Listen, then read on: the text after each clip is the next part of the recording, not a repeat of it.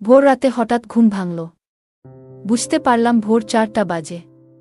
আমার মেয়ে রিয়া বলেছিল তাকে 5টার মধ্যে জিম ক্লাসে যেতে হবে। কিন্তু গভীর ঘুমে ডুবে যাওয়ায় দেরি হয়ে গেল। ভাবলাম রিয়া রাগ করবে, তাই হল ঘর থেকে ডাকতে চেয়েও সরাসরি তার ঘরের দিকে গেলাম। মনে হলো হয়তো সে নিজেই উঠে পড়েছে। ঘরের কাছে পৌঁছানোর পর দেখলাম দরজাটা খানিকটা খোলা। কেন জানি না, হঠাৎ আমার মনে হলো একটু সাবধান হওয়া উচিত। দরজার সামনে পৌঁছানোর আগে একটু থেমে গেলাম। তারপর ধীরে ধীরে পা বাড়িয়ে দরজার কাছে পৌঁছালাম। বাইরে থেকেই দেখতে চেষ্টা করলাম। দরজার সামান্য ফাঁক দিয়ে ঘরের ভেতরে চোখ রাখতেই এমন একটি দৃশ্য দেখলাম যা আমাকে হতবাক করে দিল। আমার পুরো শরীরে ঠান্ডা হয়ে গেল, আর আমি দরজার পাশেই থমকে দাঁড়িয়ে গেলাম। আমার মেয়ে রিয়া বিছানায় ঘুমিয়েছিল। সে পাশ ফিরে শুয়েছিল, তবে তার শরীর অর্ধেক ঘুরে যাওয়ায় সে কিছুটা অন্যদিকে ছিল। তার পরনে ছিল একটি লাল রঙের টি শার্ট এবং কালো জিন্স। আমি দেখলাম ঘুমের মধ্যে তার টি শার্ট কিছুটা উপরে উঠে গেছে। সে বিছানার এক কোণে শুয়েছিল। তার থেকে সামান্য দূরে, প্রায় 1.5 ফুট দূরে, আমার ছোট ছেলে ঈশান দাঁড়িয়েছিল। ঈশান এতটাই কাছে দাঁড়িয়েছিল যে সে রিয়াকে পুরো দৃষ্টিতে পর্যবেক্ষণ করছিল, কিন্তু সে শুধু তাকিয়েই ছিল না, যেন কিছু করার চেষ্টা করছিল। আমি ভেতরে কি ঘটছে তা দেখে বিস্ময়ে জমে গেলাম। এই মুহূর্তে আমার মনে হলো, হে ঈশ্বর, এখন কি করব? এই ছেলেটি এত সাহস পেয়েছে যে আমার উপস্থিতিতেও রিয়ার ঘরে ঢোকার সাহস দেখাচ্ছে। আমার মনের মধ্যে আতঙ্ক কাজ করছিল। ঈশান, যে আমার 19 বছরের ছেলে, সে কেন রিয়া, যে তার 24 বছরের বড় বোন, তার প্রতি এমন আচরণ করছে? তার সাহস যেন দিনে দিনে বেড়েই চলেছে। এই পরিস্থিতি দেখে আমার মনে ভয় ঢুকে গেল। এমন কিছু যেন না ঘটে যা তাদের দুজনের জীবনকে নষ্ট করে দিতে পারে। আমি কখনোই ভাবিনি যে ঈশান এমন কিছু করতে পারে। তবে এখন সে বড় হচ্ছে, আর তার আচরণ আমাকে চিন্তিত করে তুলছিল। আমি আগে কখনো ঈশানের এমন আচরণের দিকে তেমন মনোযোগ দিইনি। তবে সময়ের সঙ্গে সঙ্গে লক্ষ্য করলাম সে যেন রিয়ার প্রতি একটু বেশি মনোযোগী হয়ে উঠেছে। রিয়া ছিল তার থেকে 5 বছরের বড়। তার নিজের একটা ভিন্ন জীবন ছিল, কলেজ, বন্ধুবান্ধবের আলাদা এক জগৎ। তার সেই জগৎ ঈশানের থেকে একেবারেই আলাদা।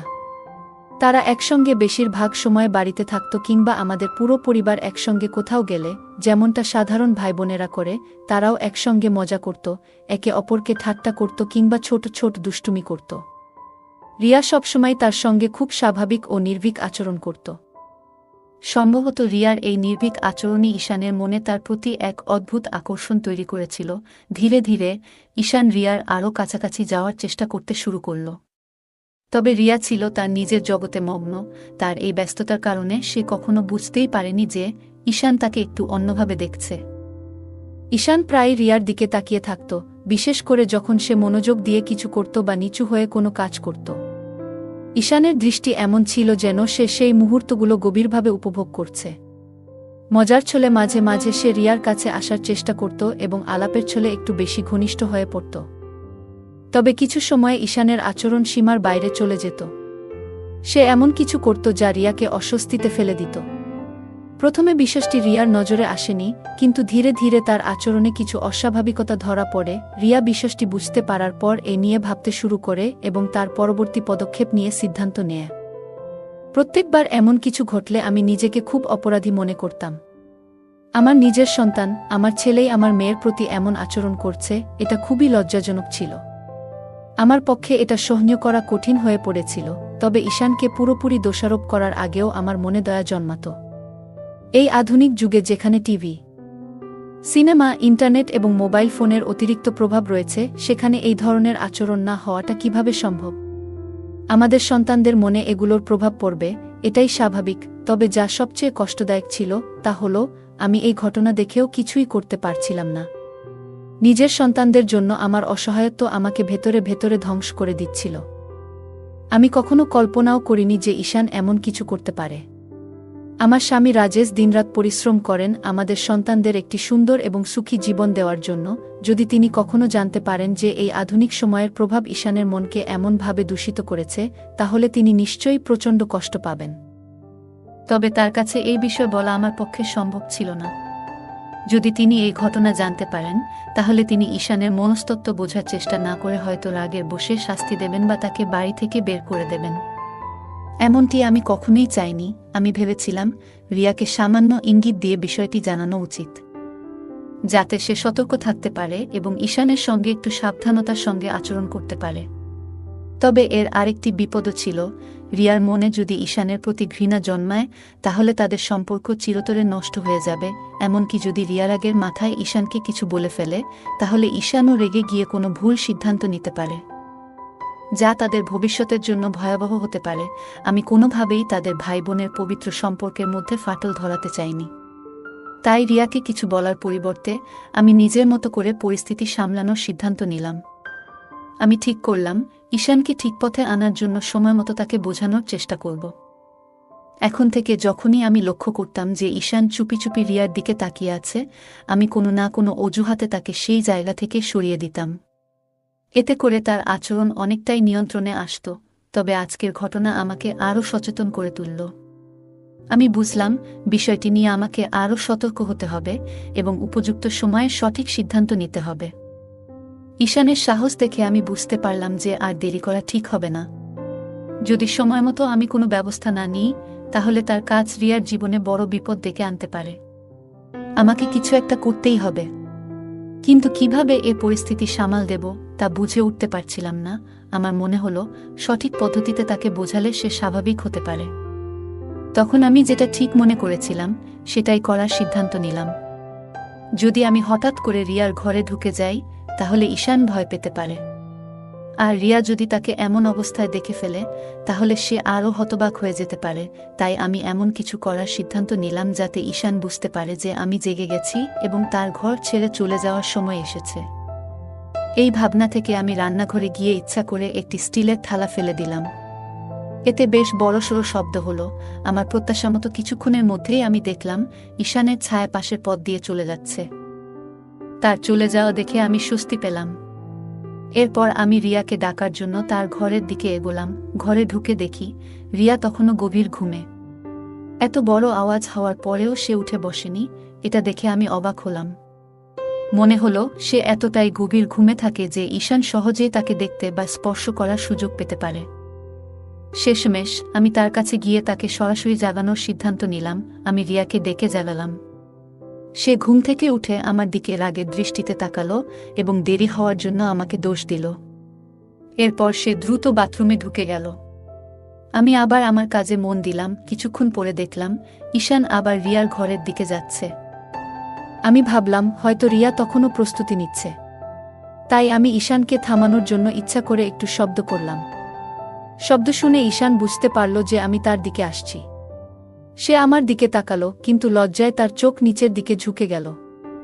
এরপর সে দ্রুত তার ঘরে চলে গেল। আমি অপেক্ষা করতে লাগলাম রিয়ার বাইরে আসার। কিছুক্ষণ পর রিয়া পুরোপুরি প্রস্তুত হয়ে বাইরে এলো এবং আমাকে বিদায় জানিয়ে চলে গেল। তখন আমি ঈশানকে ডেকে হলের দিকে নিয়ে আসতে চাইলাম, কিন্তু সে কোনো সাড়া দিল না। তখন আমি তার ঘরের দিকে গেলাম এবং দেখলাম সে ঘরে নেই। এরপর শুনতে পেলাম সে বাথরুমে আছে। আমি দরজার কাছে গিয়ে তার আওয়াজ শুনলাম, কিন্তু তাকে বিরক্ত না করে আবার হলে ফিরে এলাম। কিছুক্ষণ পর ঈশান বাইরে এলো এবং বলল, মা, তুমি আমাকে ডেকেছিলে? আমি তাকে বললাম, হ্যাঁ, এখানে বসো, তোমার সঙ্গে কিছু কথা বলার আছে। আমার কণ্ঠের সুর শুনে ঈশান বুঝতে পারল আমি গুরুতর কিছু বলতে যাচ্ছি। সে কিছুটা অস্থির হয়ে ধীরে ধীরে আমার কাছে এসে বসল। আমি শান্তভাবে কথা শুরু করলাম, কিন্তু অল্প সময়ের মধ্যেই তাকে ভর্ৎসনা করতে শুরু করলাম। আমি রিয়ার ঘরে তার গোপনীয়তায় হস্তক্ষেপ করার বিষয়ে সরাসরি কিছু বলিনি, তবে ইঙ্গিত করলাম। আমি তাকে বোঝালাম যে আমি তার এমন আচরণ আগেও লক্ষ্য করেছি। ঈশান দ্রুত বুঝতে পারল যে তার কাজ আমার চোখে ধরা পড়েছে। ভয়ে তার মুখ শুকিয়ে গেল। আমি আরও কড়া সুরে বললাম, যদি সে আবার এমন কিছু করে, আমি তার বাবাকে সব বলে দেব। এই কথা শুনে ঈশান কেঁদে ফেলল এবং বলল, মা, প্লিজ, এমন কিছু করো না, আমাকে মাফ করে দাও।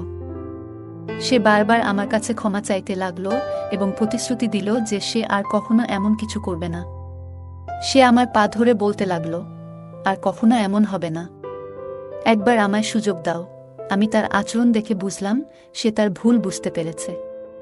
আমি তাকে শান্তভাবে বোঝালাম সে যা করছিল তা কতটা ভুল এবং এর ফল কত ভয়াবহ হতে পারত। আর যদি কেউ জানতে পারে তাহলে কতটা অসম্মান হবে। শেষমেশ আমি তাকে এই প্রতিশ্রুতি নিতে বাধ্য করলাম যে সে আর কখনো এমন কাজ করবে না। তারপর আমি তাকে আর বকাবকি করিনি। আমার মনে হলো সে এবার বুঝতে পেরেছে এবং এমন কিছু আর করবে না। এরপর সে পুরোপুরি শান্ত হয়ে গেল এবং আমি তাকে আর কখনো রিয়াকে দেখতে দেখিনি। এতে আমি নিশ্চিত হলাম যে সে তার ভুল বুঝতে পেরেছে এবং নিজেকে সংশোধন করেছে। এরপর প্রায় 1 মাস আমি তার থেকে একটু দূরত্ব বজায় রাখলাম এবং খুব কম কথা বললাম, যাতে সে বুঝতে পারে যে সে যা করছিল তা ভুল ছিল। ধীরে ধীরে সবকিছু স্বাভাবিক হয়ে গেল। আমরা আবার আগের মতো হাসিমজার সঙ্গে কথা বলা শুরু করলাম। সবকিছু আগের মতোই সুন্দরভাবে চলতে লাগলো, কিন্তু একদিন আমি তাকে আবার রিয়াকে দেখতে ধরে ফেললাম। যদিও সে এবার বেশ সতর্ক ছিল, তবুও আমি লক্ষ্য করলাম। তখন আবার আমার রাগ হতে শুরু করল, কিন্তু এইবার আমি আগের মতো তাকে বকাঝকা করিনি, কারণ তার প্রতি আমার চিন্তা বাড়ছিল। সে আমাকে বলেছিল যে তার একটি প্রেমিকা আছে এবং সে তার বন্ধুদের সঙ্গে সময় কাটায়। তবু কেন সে রিয়াকে এভাবে দেখার প্রয়োজন বোধ করল তা আমার মাথায় আসছিল না। তখন আমি ঠিক করলাম এই বিষয়ে আমি আবার তার সঙ্গে কথা বলবো। 3 দিন পর দুপুরে আমরা দুজন বাড়িতে একা ছিলাম। সে তার ঘরে ছিল আর আমি আমার ঘরে বিশ্রাম নিচ্ছিলাম। আমি ভাবলাম এখনই সময় এই বিষয়ে কথা বলার। আমি তার ঘরের দিকে গেলাম। দরজা বন্ধ ছিল। আমি দরজা খোলার চেষ্টা করলাম, কিন্তু সেটি ভেতর থেকে লক করা ছিল। আমি দরজায় নক করলাম এবং তাকে ডাকলাম। সে ভেতর থেকে সাড়া দিল এবং দরজা খুলে দিল। আমি জিজ্ঞেস করলাম, দরজা বন্ধ করে কি করছিলে? সে বলল, কিছু না, এই ম্যাগাজিন পড়ছিলাম। তারপর সে বিছানার পাশে থাকা একটি ম্যাগাজিন দেখালো। আমি মনে মনে ভাবলাম, যদি সে সত্যিই ম্যাগাজিন পড়ছিল তবে দরজা লক করার কি প্রয়োজন ছিল? নিশ্চয়ই অন্য কিছু হচ্ছিল। কিন্তু এইবার আমি শান্ত থাকতে চাইলাম এবং তাকে বোঝানোর সিদ্ধান্ত নিলাম আমি রিয়াকে নিয়ে কথা বলার জন্যই এসেছিলাম, তাই অন্য কিছু না বলেই আমি তার বিছানার পাশে গিয়ে জিজ্ঞেস করলাম, কোনো ম্যাগাজিন পড়ছ? তারপর তার হাত থেকে ম্যাগাজিনটি নিয়ে দেখতে শুরু করলাম। এটি তার কলেজের একটি বুলেটিন ছিল, যেখানে ছাত্রদের লেখা প্রবন্ধ, গল্প এবং কবিতা ছিল। আমি ম্যাগাজিনটি তাকে ফেরত দিয়ে জিজ্ঞেস করলাম, কোনটা পড়ছিলে এতে? ম্যাগাজিন খুলে সে একটি প্রবন্ধ দেখিয়ে বলল, এইটা পড়ছিলাম। আমি বললাম, ঠিক করে বলো তো, কি আছে এতে? তারপর আমি তার পাশে বিছানায় একটু জায়গা নিয়ে শুয়ে পড়লাম। আমার ছেলে বিছানায় চিত হয়ে শুয়েছিল আর আমি তার পাশে শুয়ে থেকে সেই প্রবন্ধটি দেখতে লাগলাম। আমরা একসঙ্গে সেই প্রবন্ধটি পড়তে শুরু করলাম। ঈশান বলল, এতে আর কিছু মজার নেই, তুমি কি পড়তে চাও? তারপর সে ম্যাগাজিনটি আমার হাতে দিয়ে দিল। আমি বিছানার কিনারায় শুয়ে বললাম, মনে হচ্ছে পড়তে পড়তে পড়ে যাব। এই কথা বলতেই ঈশান তাড়াতাড়ি আমাকে ধরে ফেলার জন্য হাত বাড়াল, কিন্তু অসাবধানতাবশত তার হাত আমার বুকের উপর পড়ে গেল। এরপর সে অন্য হাতে আমার কবজি ধরে আমাকে উপরে টেনে তুলল। তার এই আচরণে আমার মধ্যে এক অদ্ভুত শিহরণ জেগে উঠল। ঈশানও খুব বিব্রত দেখাচ্ছিল। সে মুখে বলল, মা আমি হেসে বললাম, আরে কোনো ব্যাপার না, বরং তোমাকে ধন্যবাদ বলা উচিত। তুমি যদি আমাকে না ধরতে তাহলে আমি পড়ে যেতাম। আমার কথায় ঈশানও হেসে উঠল আর পরিবেশ হালকা হয়ে গেল। আমি তাকে বললাম, এবার এটা আমাকে পড়ে শোনাও। ছোট অক্ষর আমার ভালো দেখা যায় না। ঈশান ম্যাগাজিন নিয়ে পড়া শুরু করল। তাকে আরামদায়ক করতে আমি তার মাথা নিচে আমার হাত রাখলাম এবং সে পড়তে লাগল। সে আমাকে আরও কাছে টেনে নিয়ে প্রবন্ধটি পড়ে শোনাল। তারপর বলল, এখন বাকিটা তুমি পড়ো। আমি ম্যাগাজিনটি হাতে নিয়ে পরের পৃষ্ঠা উল্টাতে শুরু করলাম। ঈশান আমার কাছেই শুয়েছিল। একটি পৃষ্ঠায় থেমে আমি মন দিয়ে পড়তে শুরু করলাম। কিছুক্ষণ পরে আমি একটু অস্বাভাবিকতা অনুভব করলাম। দেখি ঈশানের একটি পা আমার পায়ের উপর রয়েছে এবং সে একটু নড়াচড়া করছে। প্রথমে বুঝতে পারিনি, কিন্তু যখন ভালো করে খেয়াল করলাম তখন ব্যাপারটা পরিষ্কার হলো। আমি ভাবলাম, সে তো ম্যাগাজিন পড়ছিল, তবু এমন কেন হলো? নিচে তাকিয়ে দেখলাম তার হাত আমার কোমরের কাছে ছিল। তখন মনে পড়ল, যখন সে আমাকে পড়ে যাওয়া থেকে ধরেছিল তখন তার আঙুল আমার কোমরের কাছে আটকে গিয়েছিল। এটা মনে করে আমি কিছুটা অস্বস্তি বোধ করলাম। আমি আস্তে করে ঈশানের মুখের দিকে তাকালাম। তার চেহারা সম্পূর্ণ শান্ত। আমি ভাবছিলাম, সে কি ভাবছে? নিজেকে শান্ত রাখলাম এবং আবার ম্যাগাজিন পড়তে শুরু করলাম। মনে মনে প্রার্থনা করছিলাম যেন ঈশান এই পরিস্থিতি নিয়ে কিছু না বোঝে। কি করব ভেবে পাচ্ছিলাম না। প্রথমে মনে হলো সাথে সাথে উঠে গিয়ে তাকে দূরে সরিয়ে দিই, কিন্তু কেন যেন মনে হলো আমি তেমন শক্তি সঞ্চয় করতে পারছি না, যেন কোনো অদৃশ্য শক্তি আমাকে সেখানেই আটকে রেখেছে। আমি চুপচাপ শুয়ে রইলাম, বাইরে থেকে ম্যাগাজিন পড়ার ভান করছিলাম। সময় যেন থমকে গিয়েছিল। কয়েক মিনিট কেটেছে, কিন্তু মনে হচ্ছিল যেন কয়েক ঘন্টা পার হয়েছে। অবশেষে আমি সিদ্ধান্ত নিলাম যে আমাকে কিছু করতে হবে। আমি বললাম, ঈশান, মনে হচ্ছে আমার শরীরে টান ধরেছে। তারপর আস্তে আস্তে নিজেকে সরিয়ে নিলাম এবং তার থেকে একটু দূরে সরে গেলাম। পাশের বালিশ সরিয়ে আমি বসে পড়লাম। ঈশান একটু বিস্মিত হয়ে আমার দিকে তাকালো, কিন্তু কিছু বলল না। আমি তখন পরিস্থিতি হালকা করার জন্য তাকে অন্য কোনো বিষয়ে কথা বলতে লাগালাম। আমি ঈশানের দিকে একবার তাকালাম এবং দেখলাম সে কিছুটা অস্বস্তি অনুভব করছে। পরিবেশ সহজ করার জন্য বললাম, ঈশান, আমার গলা শুকিয়ে গেছে। তুমি কি আমার জন্য এক গ্লাস জল এনে দেবে? ঈশান বিছানা থেকে উঠে জল আনতে চলে গেল। সে রুম থেকে বেরোতেই আমি কিছুটা স্বস্তি অনুভব করলাম এবং মনে হলো তাকেও নিজের আবেগ সামলানোর সুযোগ দেওয়া হলো। যখন সে জল নিয়ে ফিরে এলো, আমি তার দিকে তাকালাম এবং দেখলাম সে এখন অনেকটা স্বাভাবিক হয়েছে। আমি তার কাছ থেকে জল নিয়ে এক নিঃশ্বাসে পান করলাম। এতে আমি কিছুটা আরাম পেলাম। ঈশান গ্লাসটি নিয়ে একপাশে রেখে আবার বিছানায় এসে আমার পাশে বসল। আমরা হালকা ফুলকা বিষয় নিয়ে কথা বলতে শুরু করলাম। এরপর আমি রিয়াকে নিয়ে তার সঙ্গে কথা বললাম। আমি জানতে চাইলাম কেন সে আবার রিয়াকে দেখছে। ঈশান প্রথমে অস্বীকার করল, কিন্তু আমি তাকে উদাহরণ দিয়ে বোঝালাম কিভাবে আমি তাকে রিয়াকে দেখে ফেলেছিলাম। সে তোমার বড় বোন হয়, তুমি কিভাবে এমন কাজ করতে পারো? অবশেষে ঈশান স্বীকার করল যে আমার ভুল বোঝাবুঝি হয়েছে এবং সে কিছু ভুল করেনি। আমি হেসে তাকে হালকা সতর্ক করলাম যেন ভবিষ্যতে এমন কিছু না করে। সে হেসে প্রতিশ্রুতি দিল এবং আমরা অন্য বিষয়ে কথা বলতে শুরু করলাম। কিছুক্ষণ পরে আমি বললাম, এবার আমার যাওয়া উচিত। তারপর আমি তার রুম থেকে বেরিয়ে এসে নিজের রুমে চলে গেলাম। নিজের ঘরে ফিরে এসে আমি বিছানায় বসে সেই ঘটনাগুলি নিয়ে ভাবতে লাগলাম। পুরো বিষয়টি নিয়ে আমি কিছুতেই স্পষ্ট ধারণা পাচ্ছিলাম না। তারপর আমি আয়নার সামনে দাঁড়িয়ে নিজেকে দেখতে লাগলাম এবং ভাবলাম, এই ঘটনার পেছনে কি আমার কোনো দায় আছে? উত্তরটা মনে এলো, হ্যাঁ, সম্ভবত ঈশানের আচরণ আমার প্রতি তার আকর্ষণকে নির্দেশ করছে। এই চিন্তা আমাকে একটা নতুন দিশা দেখালো। আমি বুঝতে পারলাম ঈশানের মনোযোগ আমার মেয়ে রিয়ার দিক থেকে সরাতে হবে। কিভাবে এটা সম্ভব তা নিয়ে ভাবতে ভাবতে আমার মনে এক অদ্ভুত উত্তেজনা জাগল। তখন নিজেকে শান্ত করার চেষ্টা করলাম এবং কখন ঘুমিয়ে পড়লাম টেরই পেলাম না। পরের দিন থেকে আমি নতুন উদ্যমে নিজের যত্ন নিতে শুরু করলাম। প্রথমেই নিজের সৌন্দর্য এবং স্বাস্থ্যকে গুরুত্ব দিলাম।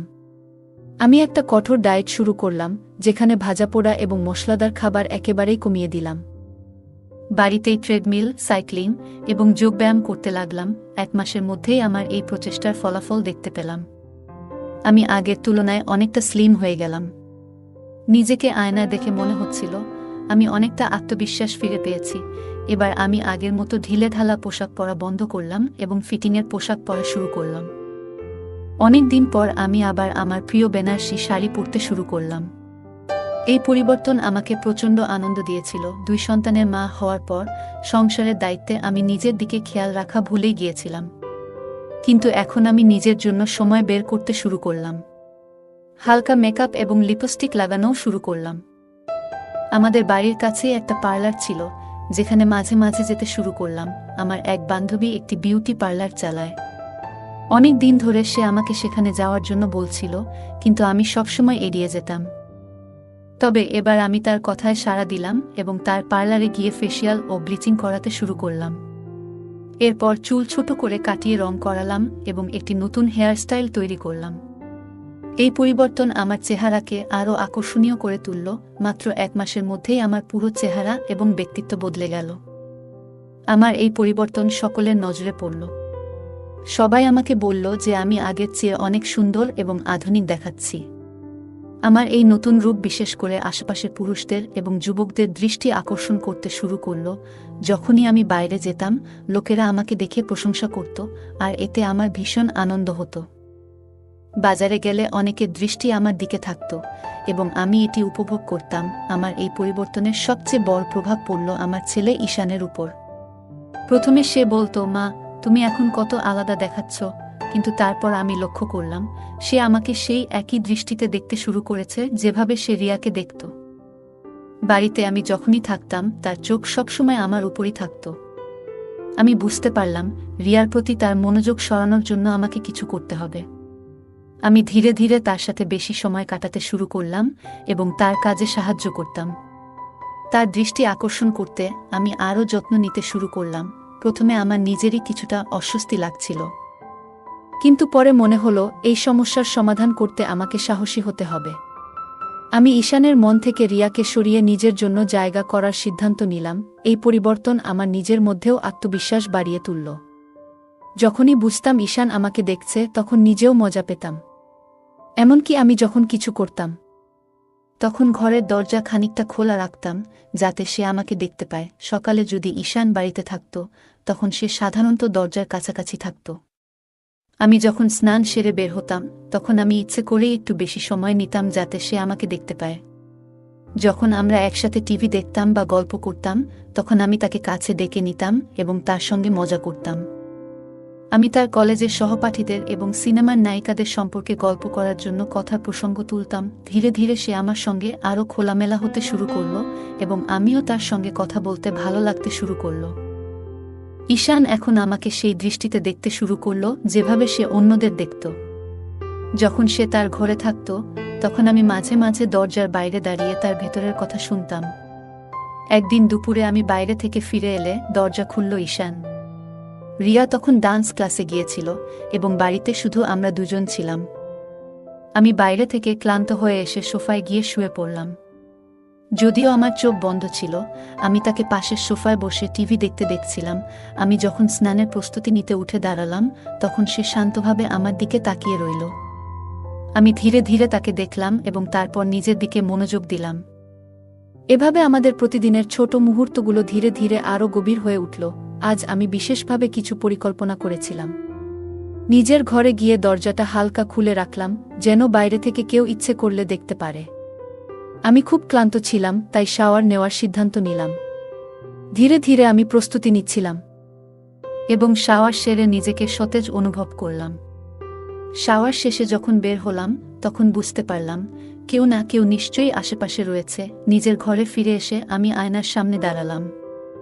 আমার পরিবর্তন নিজেই লক্ষ্য করলাম এবং ভাবলাম এই পরিবর্তন শুধু নিজের জন্য নয়, অন্যদের জন্য অনুপ্রেরণাদায়ক হতে পারে। কিছুক্ষণ পর ঈশান এসে বলল, মা তুমি অনেক সুন্দর লাগছ। আমি তার কথা শুনে হেসে বললাম, তুমি কি কখনো ভেবেছিলে আমি এমন পরিবর্তন আনতে পারব? ঈশান মাথা নাড়ল এবং বলল, না মা, কিন্তু তুমি সত্যিই অসাধারণ লাগছ। তার কথা শুনে আমার মন ভরে উঠল। আমি তাকে কাছে ডেকে বললাম, জীবনে পরিবর্তন আনা খুব গুরুত্বপূর্ণ, আর এই পরিবর্তন শুধু নিজের জন্য নয়, অন্যদের জন্যও হতে পারে। আমি চেয়েছি তুমি নিজেকে ভালোবাসতে শেখো এবং নিজের যত্ন নেওয়া কতটা প্রয়োজন তা বুঝতে পারো। এরপর আমাদের সম্পর্ক আরও গভীর হল। আমরা একে অপরের সঙ্গে খোলামেলা কথা বলতে শুরু করলাম এবং জীবনের ছোট ছোট মুহূর্তগুলো উপভোগ করতে শিখলাম। আমাদের এই যাত্রা আমাদের আরও কাছাকাছি নিয়ে এলো এবং আমরা একে অপরের মর্ম বুঝতে পারলাম। বন্ধুরা, কেমন লাগল আজকের এই গল্প? কমেন্ট করে জানাবেন। গল্পটি ভালো লাগলে লাইক এবং শেয়ার করুন। আরও নতুন নতুন গল্প পেতে আমাদের চ্যানেলটি সাবস্ক্রাইব করুন এবং বেল আইকনটি অন করতে ভুলবেন না। ধন্যবাদ।